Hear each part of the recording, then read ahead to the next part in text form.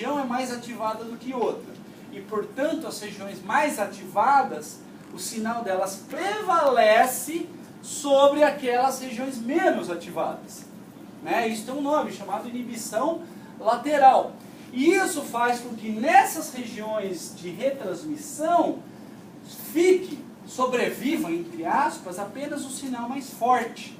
Ruídos são tirados. Porque imagina, você tem uma superfície corporal enorme no seu corpo.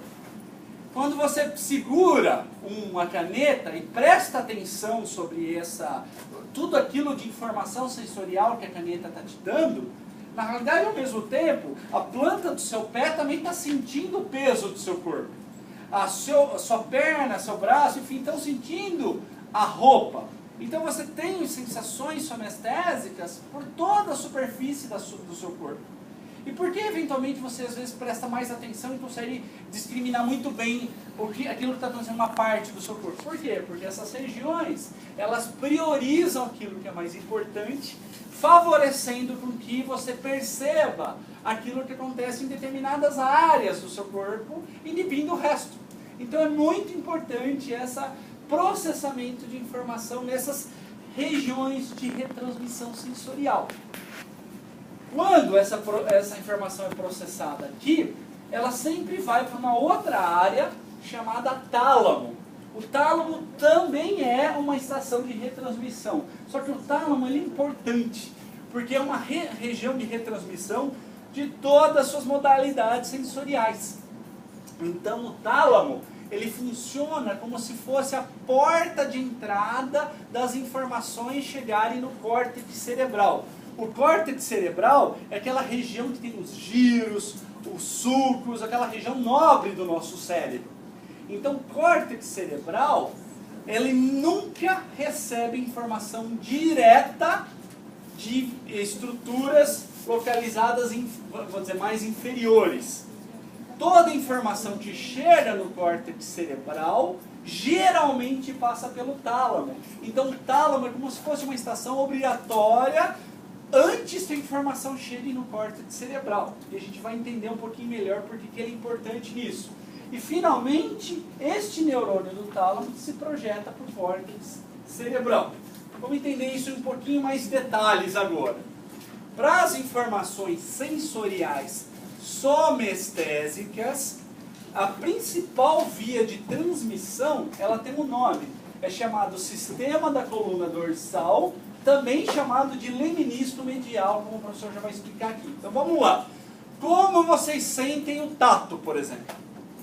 Né? Puxa vida, professor, como que eu consigo segurar um objeto e perceber as características, se é áspero, é liso, está quente, está frio, e assim por diante? Da seguinte maneira, você vai ter neurônios sensoriais presentes lá no gânglio da raiz dorsal, que vão inervar, por exemplo, a palma da sua mão, onde você toca o objeto. Essa informação do toque do objeto é transmitida para o corpo celular desses neurônios, e esses neurônios mandam um axônio que entra na medula espinhal. Esse axônio, como o professor já falou, pode se ramificar. Quantos axônios tem um neurônio, pessoal? Um só. O neurônio só tem um axônio, não tem 2 ou 3. Só que o axônio pode se ramificar.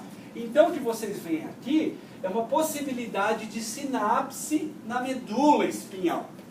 Para que serve essa sinapse? Por exemplo, o professor vai falar aula que vem que esta sinapse pode servir para evocar um reflexo. Então, por exemplo, se você toca um objeto muito quente, você tira a mão. E eu garanto para vocês que a retirada da mão de uma panela quente, ela acontece de maneira mais rápida do que você perceber que você estava queimando a sua mão. Como é possível?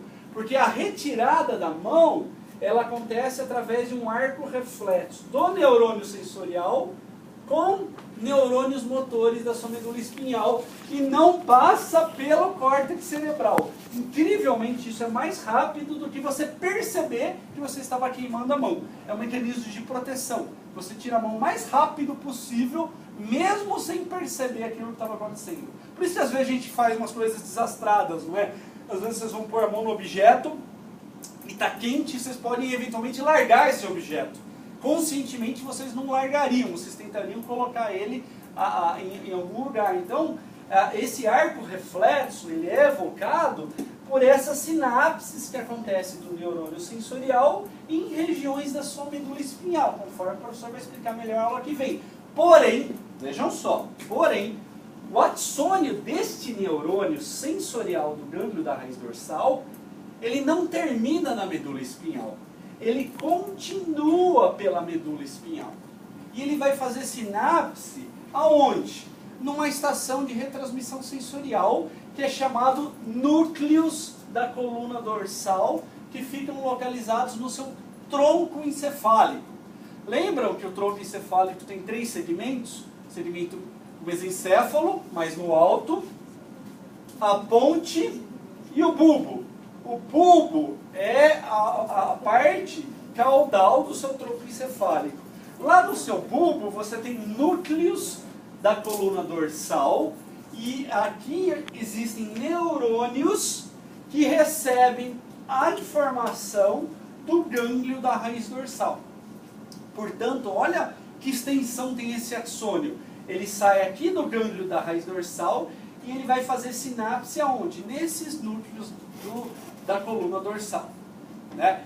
Se vocês querem até mais informação, você vê que está no plural, são núcleos. E na realidade existem 2. Um deles é o grácil e o outro é o cuneiforme. O grácil recebe informação das pernas e o cuneiforme dos braços da pessoa. Tá? Então existe até uma divisão anatômica conforme ao segmento do seu corpo que está recebendo inervação. Portanto, os neurônios dos núcleos da coluna dorsal, eles são o segundo neurônio da cadeia.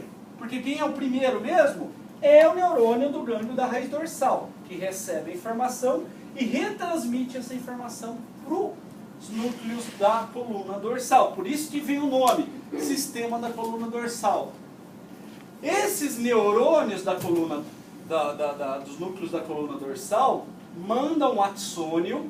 E olha que interessante, é neste local que vai acontecer o cruzamento da informação de um lado para o lado contralateral do corpo.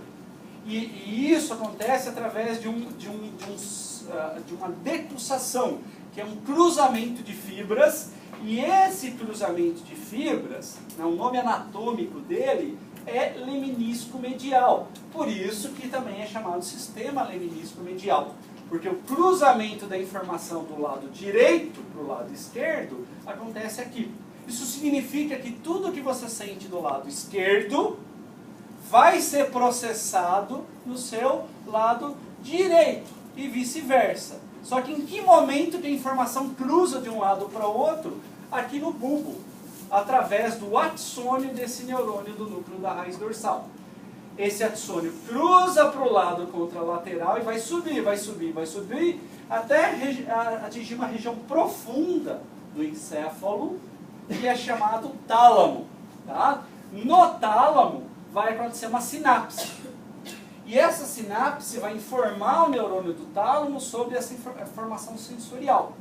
Finalmente, o neurônio do tálamo, que é o terceiro da ordem, manda um axônio e vai se comunicar com o córtex cerebral.